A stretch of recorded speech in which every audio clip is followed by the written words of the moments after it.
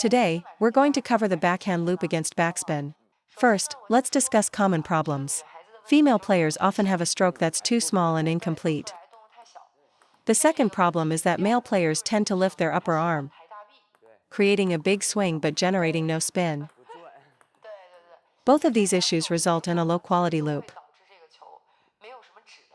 So, the problem we'll solve now is how to improve the quality of your backhand loop against backspin. Let's start with 3 key principles. First, your backswing must be lower than the ball. Many players make errors because they hit the back of the ball when you should be creating an arc. To create a good arc, your backswing must be below the ball. If your racket is behind the ball, you simply can't create an arc. Let's use the forehand as an analogy. If you contact the ball high up like this, you're making it much more difficult for yourself. If you get below the ball, you'll naturally create that little arc. The same principle applies to the backhand. You should be able to gauge the ball's height and ensure your backswing is lower on every shot. Backswing lower than the ball, that's how you create the arc. You must first consciously intend to create an arc. This will help you find the right space and position to lift the ball. Otherwise, if your backswing isn't positioned correctly, looping will be very difficult. The second point is the body. For a backhand loop, do you drive from the left hip or the right hip? If the ball is slightly to my left, I use more of my left hip. If it's more to my right, I use more of my right hip. If the ball is in the middle, I engage my core more. So, don't be rigid about your body mechanics. Adapt based on the opponent's ball to decide whether to drive with your left or right hip. Third point. If you stand too close to the table, a long ball will immediately jam you. If you're too far, you'll feel like you're reaching and won't find the right position. The challenge here is to maintain a proper distance from the table. Don't creep forward for a shorter ball, as this leaves no room to retreat. You should maintain about an arm's length distance. If the ball is a bit short, step in with your right foot. You have to adjust with your feet. If you feel jammed, it means you're too close, and the second bounce is coming right into your body. When handling backspin, the principle is the same for both forehand and backhand: maintain distance. For a short forehand, I step in with my left foot. For a short backhand, I step in with my right. So, everyone needs to adjust their stance and center of gravity backward to create that arm's length distance. If the ball is long, I execute a normal loop. If it's short, I step in with my right foot. This is the most consistent approach because moving forward is easy, but stepping back is extremely difficult. So, you must use your right foot to adjust your position for the backhand loop. So what about balls to the middle? If you only move sideways, you'll feel a lack of power. For instance, just moving horizontally to the right. The correct method is to step forward with your right foot. This makes handling balls to the middle much easier. Otherwise, you'll always feel out of position. That's because you're moving laterally for the shot, without stepping in with this foot. You need to step into loop balls in the middle. Even on a deep, jamming ball, you can't move sideways, or you'll still be out of position, feel powerless, and very awkward. So, to handle balls in the middle, you must move forward diagonally for your backhand loop. I believe that many errors on the backhand loop against backspin are not due to heavy spin, but because of poor positioning. Many amateurs mistakenly think they can stand still and hit any backhand without moving their feet, which is wrong. For example, to the left half of the table, I need to move my left foot. To the right half, I need to move my right foot. For a shorter ball, I have to step in. The backhand's margin for error is very low. It can only be hit in front of the body. Once the ball is to your side or too far away, you're likely to make an error. So you must make small, single-step adjustments with your feet. When your feet are in position, you're much less likely to miss the shot.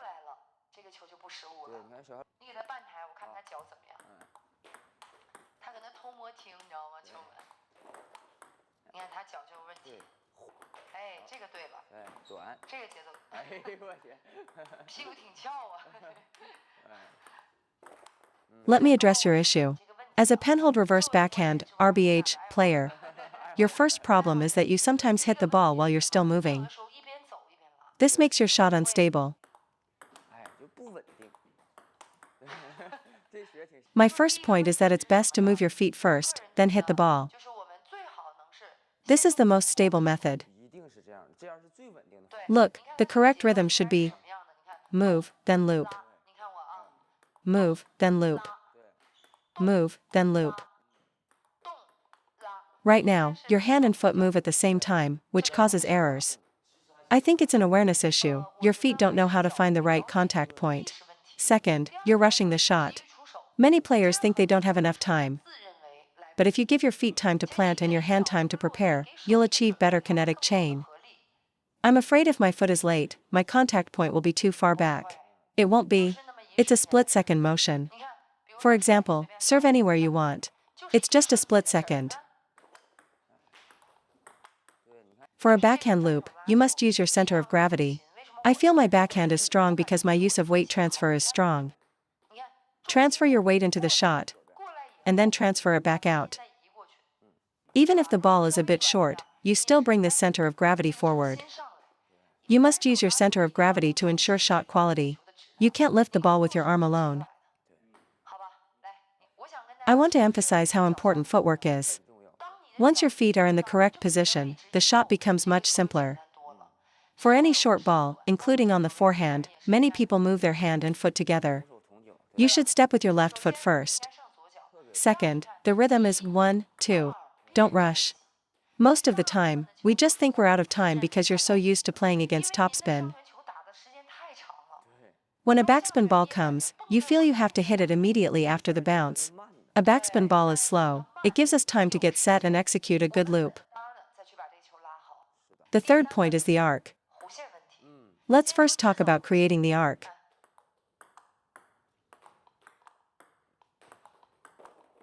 What do you all think of this arc? Isn't it very full and consistent?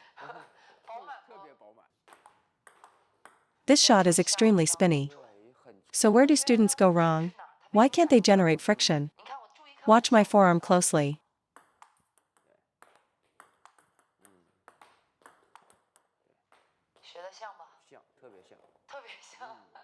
The correct way is, after getting ready, you loop like this. These are two very different motions. The problem is the position of your backswing. During the backswing, our forearm should be pointing downwards. However, many players' first move is to pull their arm straight back, swinging it. When your forearm is in this downward state, your shot is already halfway to success. The forearm is like this, not pulled back. It's dropped down like this. And now, there's another major issue. A student's imagined movement often differs from a coach's description. I say, drop it, and he says, it's dropped. I say, more vertical, and he thinks it is, but it's not. So, it's best to record yourself to see your own issues. So, make sure your forearm is pointing downwards. This is the first step to creating an arc. Second step, why can't many people loop well? It's because their racket head moves straight forward like this.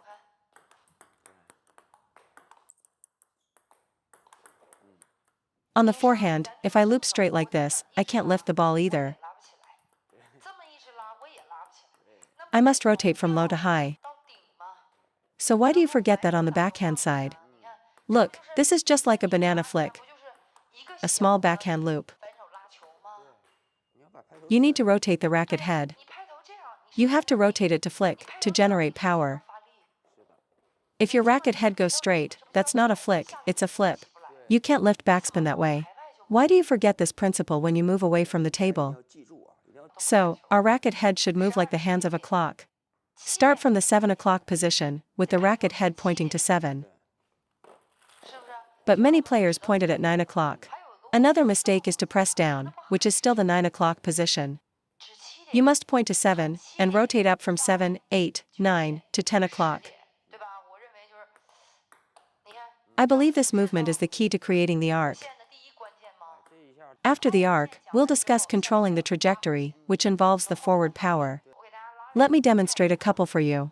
Notice how the motion is more compact and concentrated. Okay, I'll try a forehand without using my body, just to demonstrate my arm's capability. When I first trained with the national team, the coach told me to use secondary acceleration. As a kid, I thought it meant speeding up the entire motion. I thought it meant this, but that's not it at all. It actually means applying another burst of acceleration after you contact the ball. So how do you accelerate? Imagine your forearm is a whip. Imagine your forearm is a whip, and you're cracking it.